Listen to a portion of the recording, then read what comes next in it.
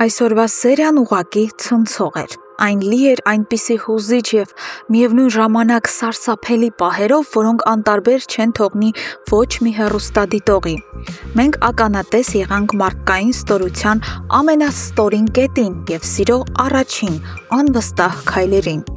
Ինչպես և բազմիցս կրկնել ու կանխատեսել էինք մեր նախորդ տեսանյութերում, Գրիշոն թունդ սիրահարված է Մանանին։ Եվ ահա,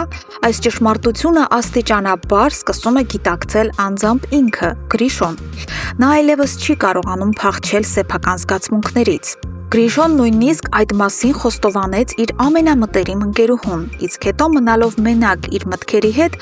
անվերջ մտորում էր, թե ինչից է, որ իր բոլոր մտքերը Մանանի հետ են, ինչու է անընդհատ ցանկանում տեսնել նրան, լսել նրա ձայնը։ Չդիմանալով կարոտին, նա գնում է Սարգսյանների տուն։ Տանը մարդ չկար, բացի Մանանից։ Գրիշոն տեսնում է, որ աղջիկը ահա որ բարձր ջերմում է, անօգնական է ու թույլ։ Այս տեսարանը վերջնականապես կոտրում է Գրիշոյի մեծամտությունը։ Նրա ողջ էությունը Մանանի հետ է, և որքան էլ նա հոգու խորքում չցանկանա ընդունել դա, շատ շուտով ինքն իրեն կխոստովանի, որ իրոք անկեղծորեն սիրում է Մանանին։ Սա մի նոր հետաքրքիր սիրո պատմության սկիզբն է։ Իսկ հիմա անդրադառնանք այսօրվա սերիայի ամենացավոտ ու կենտրոնական կերպարին՝ Ավոյին։ Պարզվում է, այս մարդը շատ ավելի ստոր ու նվաստ է եղել, քան մենք պատկերացնում էինք։ Այն, ինչ նա արեց այսօր, դուրս է բոլոր բարոյական սահմաններից։ Ավոն Էռնայի և Դավիթի ներկայությամբ ուրանում է հարազատ հորը՝ Դավիթ պապիկին։ Որպեսզի Էռնային հանկարծ չասի, որ Դավիթն իր հայրն է, Ավոն դիմում է սարսափելի ստի։ Նա ասում է, թե իբր սա ինչ-որ ցնդած պառավ է, ով թափառում է փողոցներում ու պատահական մարդկանց ասում, թե նրանք իր զավակներն են։ Լսելով այս հրեշավոր խոսքերը սեփական որդու շուրթերից, Դավիթ պապիկի աշխարհը փուլ է գալիս։ Նա ինքնամոռաց, կոտրված սրտով դուրս է գալիս հիվանդասենյակից։ Չգտնելով իր տեղը այս աշխարհում, նա գնում է իր մյուս սպանված որդու՝ Ռաֆոյի գերեզմանին։ Այնտեղ քարացած շիրիմի առաջ տարեց մարդը սկսում է հեկեկալ, արցունքներով ողողել գերեզմանակարն ու հարցնել Ռաֆոյին, թե ոնց կարող է Ավոն լինել իր արյունակից զավակը, ինչպես կարող էր նման հրեշ ծնվել իր ընտանիքում։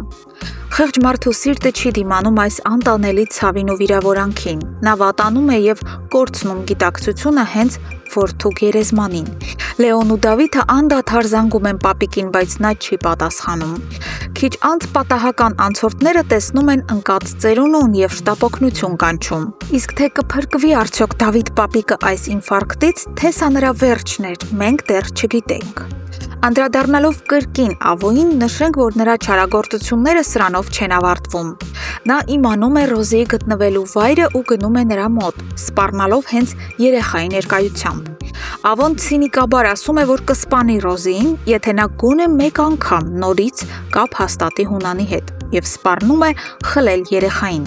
Ռոզին սարսափահար է ու վախեցած։ Բայց շուտով այս պատմության մեջ տեղի է ունենալու մի անսպասելի և կտրուկ շրջադարձ, որը լինելու է Ավոյի կյանքի ամենամեծ ու դաժան պատիժը։ Ճակատագրի հեգնանքով նա սկսում է ներսում ջերմություն և զգացմունքներ ունենալ Էռնայի հանդեպ, այն կնոջ, ում տարիներ շարունակ անտեսել է ու դավաճանել։ Որոշ ժամանակ անց նա հասկանում է, որ սիրում է Էռնային։ Եվ հենց սա է լինելու նրա հատուցումը՝ սիրել մի կնոջ, ում կյանքը ինքը թունավորել է և գուցե երբեք չստանալ փոխադարձություն, քանի որ վաղ թե ուշ Էռնայի աչքերը կբացվեն։